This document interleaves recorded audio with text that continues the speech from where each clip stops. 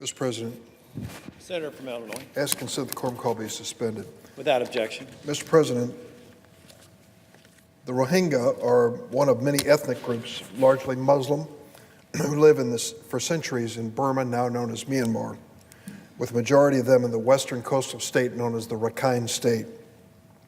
Deep-seated misconceptions about their roots and their faith have led to decades of discrimination, about which many of us are aware because of press reports. They've been denied citizenship, had their movement restricted, been deprived of basic health care. It's no wonder that the Rohingya people are often considered the most persecuted minority in the world. And today, as a result of a military crackdown in the Rakhine State, an overzealous, disproportionate response to attacks on security outposts by some militants last October, then again this August, countless Rohingya have been brutally killed and more than 600,000 have fled to overwhelmed and desperate camps in neighboring Bangladesh. The scorched earth tactic by the Burmese military has left hundreds of villages literally burned to the ground, and the reports of rape, starvation, mass killing, even reports of security forces burning people, babies, alive, have been horrifying. Satellite images and maps indicate the destruction by the Burmese military is not episodic, it's systematic. In Bangladesh, aid groups have been unable to keep up with the influx of refugees. The unprecedented scale of the crisis and the lack of infrastructure among the makeshift camps has created significant gaps in access to food, medical care, even safety and shelter. The international community has condemned the violence against the Rohingya, and rightly so. Countries around the world, reputable international human rights organizations such as the Human Rights Watch and Amnesty International, even the UN, have denounced the military's campaign against the Rohingya. Mr. President, I ask consent to suspend at this moment to recognize the Republican leader and that my remarks be showed in continuity when I resume. Without objection. Senator from Illinois. Thank you, Mr. President. In a speech to the UN Human Rights Council in Geneva last month, the UN High Commission for Human Rights, Zeid Ra'ad al-Hussein, called the Burmese military operation against the Rohingya people, quote, a textbook example of ethnic cleansing, close quote.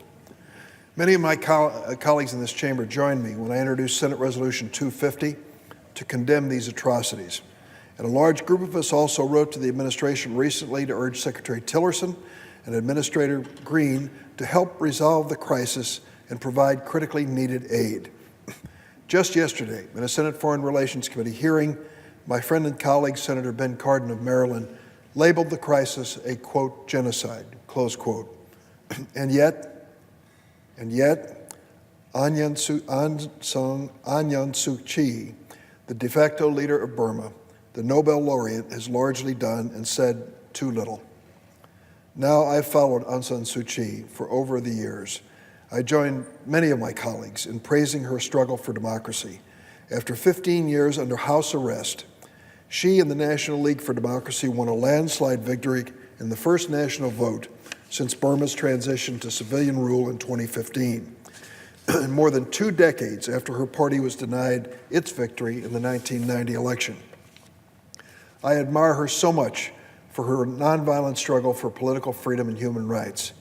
And while I recognize she still has a fragile relationship with the Burmese military, which still has considerable power, I am sadly disappointed in the lack of leadership when it comes to the plight of the Rohingya people, her fellow countrymen, men and women who are in a desperate situation. She claims she's committed to restoring peace and the rule of law, yet she's spoken of the so-called, quote, allegations and counter-allegations, close quote, instead of addressing the widespread, well-documented abuses by her own country's security forces. I was glad that Aung San Suu Kyi in 2016 appointed investigators led by former UN Secretary General Kofi Annan, who recommended this summer that Burma review a 1982 law that strips most Rohingya of citizenship. And yet, the Burmese government has yet to implement any of the Commission's recommendations and further continues to deny access to Rakhine State to other UN investigators, journalists, and NGO groups. Some officials have even accused the Rohingya of faking rape and faking the burning of their own homes. What a preposterous claim. Now I recognize the dramatic progress Burma has made over the years. It will take a long time to overcome many of the challenges in such a young democracy. And I understand that Aung San Suu Kyi, as state counselor, has a limited role under the power-sharing agreement with her military, which has largely been responsible for the violence I've described. But I would urge her to live up to her own words upon delivering her Nobel Peace Prize lecture in 2012 to address the historic and brutal suppression of the Rohingya and support ethnic reconciliation in Burma. In fact, Aung San Suu Kyi quoted the following passages from the preamble to the Universal Declaration of Human Rights, which was adopted by the UN General Assembly in 1948 as the answer to why she fought for democracy and human rights in her home country of Burma.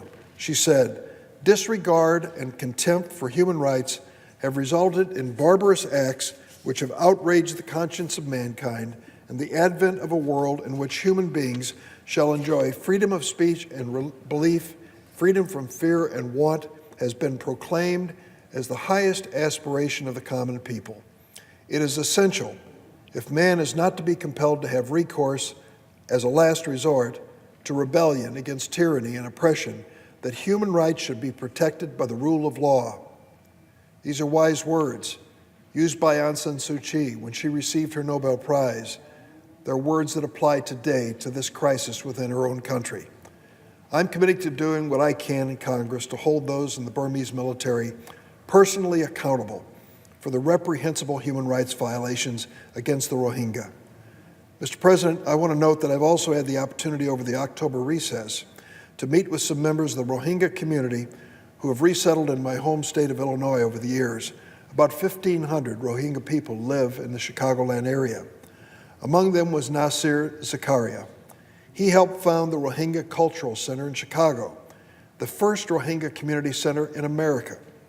The center helps provide a safe, familiar space for Rohingya people new to the country, as well as critically needed resources such as translators, ESL and computer classes, help with paperwork, and much more.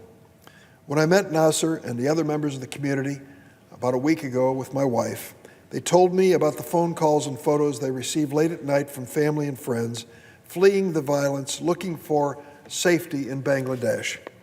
I also heard from community members who recently returned from a medical mission to Bangladesh. They showed me the photos they brought back. One food line to feed refugees was literally 1 mile long. Healthcare is limited. Safe drinking water, limited. Cholera, detected. It's a horrible situation of these people who've been tossed out of Myanmar and now are trying just to survive in nearby Bangladesh. The stories are horrific and they're all the same. Here is an image of this exodus that was printed in the New York Times. Shows families fleeing Burma across the border to Bangladesh with smoke rising in the background from the villages that they lived in being burnt. The stories I heard were of helpless, poor families walking on foot through jungles, crowding on boats along the Naf River, leaving behind everything with accountings of rape, killing, arson by the Burmese military. They arrive in Bangladesh sick, exhausted, desperately in need of the most basic things: food, clean water, medicine, a safe space to rest their head. Here is another image which is heartbreaking. It's an indication of what happens in the refugee camps when food arrives, this time in a camp known as Camp Cox's Bazar in Bangladesh. A UNICEF report last week stated that 58% of the refugees who have poured into Cox's Bazar are children, noting that they are in hell on earth, they are acutely malnourished, they need clean water, vaccine, and they're at risk of exploitation by traffickers. Mr. President, this is unacceptable. Now I understand that Bangladesh and Burma have discussed a repatriation plan recently, but many refugees don't have any documents. They were literally burned out of their homes. We need to call on the UN High Commission on Refugees. Filippo Grandi was in my office last week, and he stressed how important it was for us to speak up and to help on this issue. that we ensure the voluntary right of return, and we ensure the safety of those who do return, and we make sure that the paper requirements for return are reasonable for people who are literally homeless and stateless at this moment. Many are wary of returning without an assurance of full citizenship, given the risk of further persecution or the threat of being placed in camps in Myanmar when they return, and I don't blame them. Because the atrocities committed against the Rohingya over the past months and weeks are not new by any means. More than 3 decades ago, Nasser Zakaria in Chicago told me that when he was only 14, he was kidnapped by militants targeting the Rohingya in Burma. He never saw his parents again. Nasser eventually escaped to Bangladesh, made his way to Malaysia, where he worked for 18 years in construction before he finally made it to the United States with a green card in 2013. He learned English, worked as a dishwasher in a hotel near Chicago, supported his wife and 3 children, and met others in the community and helped to create the Rohingya Center that I visited. Here's a picture of Nasser Zakaria with his son Mohammed in their Chicago apartment. See the American flag in the background. He's very proud of this nation that he now calls home. Now the Rohingya Cultural Center provides critical resources to more than 400 families in the Chicago area, one of the largest concentrations of Rohingya refugees in America. More than 3 decades after Nasser first escaped Burma, the Rohingya continue to be attacked and demonized. Mr. President, let me close by saying we met today with the Myanmar ambassador. 7 senators sat down with him and expressed the sentiments that I've included in this statement. First, let me give Mr. Anyan Lin, the ambassador, credit for coming to the meeting.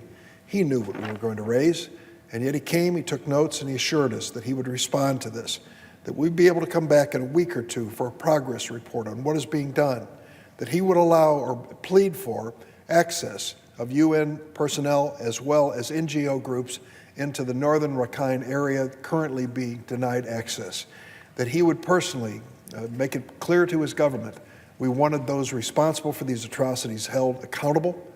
We want to make it certain as well that those who are repatriated have a fair chance to return to a safe atmosphere in Myanmar and ultimately for citizenship. It was a long list of requirements and requests that we gave to the ambassador. He took them all in a positive way and told us he would literally be back to us in a matter of a week or 2 with a progress report. I plan to meet. Let me close by appealing to Aung San Suu Kyi to help resolve this crisis. I'm counting on her. I do believe she's a good person. I hope that she will respond to this crisis in her own country the way she stood up with so much courage before. I plan to meet with this ambassador in a few weeks to chart their progress, and I look forward to working with my colleagues on a bipartisan basis to end this ethnic cleansing of the Rohingya people in Myanmar. We cannot allow the Burmese military to commit these atrocities. Mr. President, I yield the floor.